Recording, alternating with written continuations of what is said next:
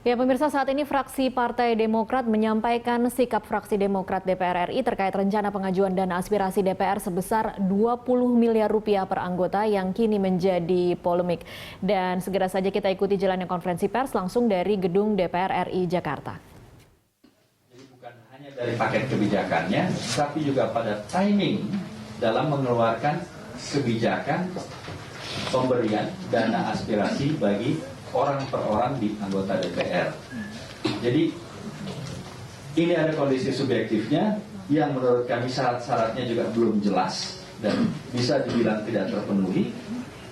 Di sisi lain ada kondisi objektif makro perekonomian kita juga yang menurut kami tidak kondusif atau tidak pas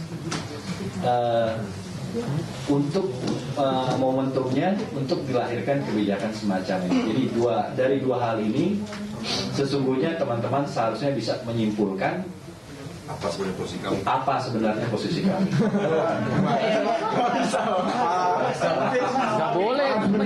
Andi mungkin mau tambahkan sebentar ya, biar semua dari kami. Silakan. Ya, terima kasih. Saya menambahkan ya. Sebetulnya Partai Demokrat sangat menghormati dan menghargai dana aspirasi ya, karena sudah dijamin oleh Undang-Undang MD 3.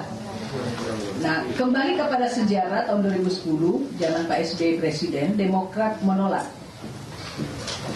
Karena dari pertanyaan 4 hal ini belum bisa ditemukan satu kesimpulan penyelesaiannya. Nah, pertanyaan ini kembali Demokrat lontarkan kepada pemerintah sekarang.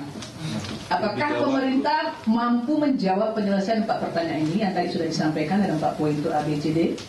Apakah dijamin tidak tumpang tindih antara APBD dengan APBN? Ya kan?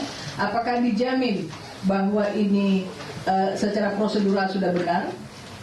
Karena kan ada namanya musrembang apa. Kalau ini kan tidak, dia kan dari anggota DPR mengusulkan langsung kepada pimpinan DPR. Nah, ini juga kita harus melihat mekanisme jangan sampai menjadi temuan sistematis ya kalau ada terjadi penyalahgunaan. Nah, inilah kehati-hatian Partai Demokrat. Yang lain yang kita juga perlu pertanyakan mekanismenya, karena ini tadi kita sudah panggil yang terkait dengan hal ini dalam konteks tim Partai Demokrat yang terlibat dalam konteks pembahasan ini menyatakan bahwa ini bentuknya fisik ya. Jadi 20M itu bentuknya fisik yang dikelola oleh pemerintah daerah ya. Program ini diusulkan oleh setiap anggota DPR kepada pimpinan DPR, keuangannya masuk ke Menteri Keuangan atau Mendagri, baru kemudian disalurkan ke kabupaten kota, nanti Pemda yang menyeluruhkan kepada masyarakat. Yang jadi pertanyaan, ada jaminan nggak ini tidak ada hal-hal di lapangan, ya kan? Jangan sampai menjadi persoalan sistematis. Terlepas dari itu semua, kita menghormati bahwa ada kebutuhan di dapil yang dikeluhkan oleh masyarakat, tapi ini kan lebihnya kepada pembangunan fisik.